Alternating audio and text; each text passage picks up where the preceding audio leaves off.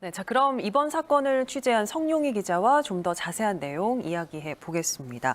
자, 성 기자, 월성원전 1호기 경제성 평가 조작 의혹과 관련한 검찰 수사에 많은 이목이 쏠려 있습니다. 네. 이 백운규 전 산업부 장관의 구속영장이 기각된 것을 두고도 지금 논란이 일고 있는데, 자, 먼저 이 사건 내용이 뭔지 잘 모르시는 분들도 많을 것 같아서 그동안 사건이 어떻게 진행돼 왔는지 먼저 좀 짚어볼까요? 네, 이 월성원전 1호기 경제성 평가 조작 의혹이 불거진 건 지난해 10월에 감사원이 감사 보고서를 발표하면서부터였습니다. 예.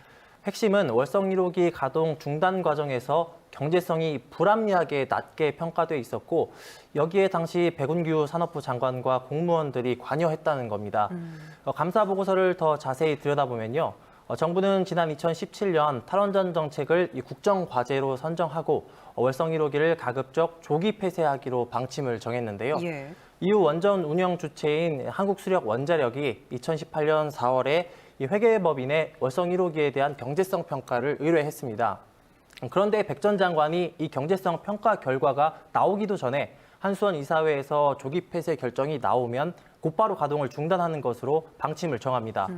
또 이 방침에 따라 산업부 공무원들이 한수원 이사회가 가동 중단을 결정하는 데 유리하도록 이 경제성 평가 결과가 나오도록 관여했다는 게 검찰의 판단입니다. 예.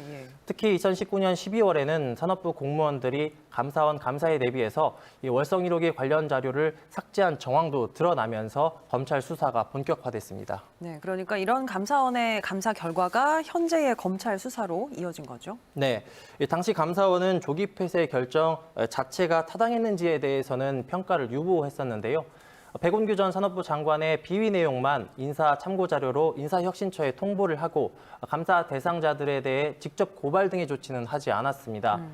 그러다 국민의힘이 산업부가 있는 정부 세종청사를 담당하는 대전지검에 이 사건을 고발했고요. 특별수사를 전담하는 형사 5부의 사건이 배당돼 현재 수사가 진행되고 있습니다.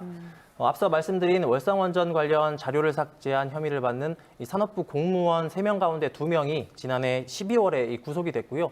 월성원전 경제성 평가에 개입한 혐의를 받는 백운규 전 장관에 대해서도 지난주 구속영장을 신청했지만 오늘 새벽 기각됐습니다. 예, 자, 경제성 평가 조작 의혹의 핵심 피해자로 꼽히던 백 전 장관의 구속이 불발됐습니다. 앞으로의 검찰 수사 어떻게 진행될까요? 네, 검찰 수사, 특히 청와대 관계자 등 이른바 윗선에 대한 수사에 차질이 불가피해 보입니다. 백 전 장관이 당시 월성 1호기 조기 폐쇄를 추진하던 주무부처인 산업부의 수장이지 않습니까? 예. 백 전 장관의 신병을 확보하고 최이봉 당시 청와대 산업정책 비서관을 불러서 조사하는 수순이 예상이 됐었는데 일단 윗선으로 향하는 가장 중요한 연결고리가 끊어진 모양새입니다. 여기에 애초에 검찰이 수사를 시작할 때부터 정치 수사다, 정당한 수사다 의견이 분분했었거든요. 그렇죠. 예.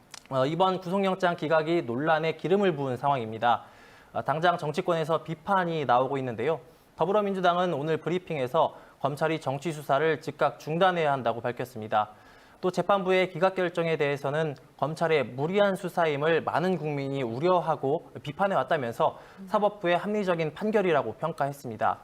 반면에 국민의힘은 과도한 정권 눈치 보기라며 꼬리는 구속하면서 몸통은 그대로 둔 판단을 납득할 수 없다고 밝혔는데요. 예. 일단 검찰은 영장 기각 결정 이후 곧바로 더 철저히 수사할 예정이라고 공식 입장을 내놨지만 이 논란 속에 검찰 수사의 방향이 어떻게 흘러갈지 좀 더 지켜봐야 할 것 같습니다. 예, 말씀하신 대로 좀 더 지켜보도록 하죠. 여기까지 듣겠습니다. 성 기자 수고했습니다.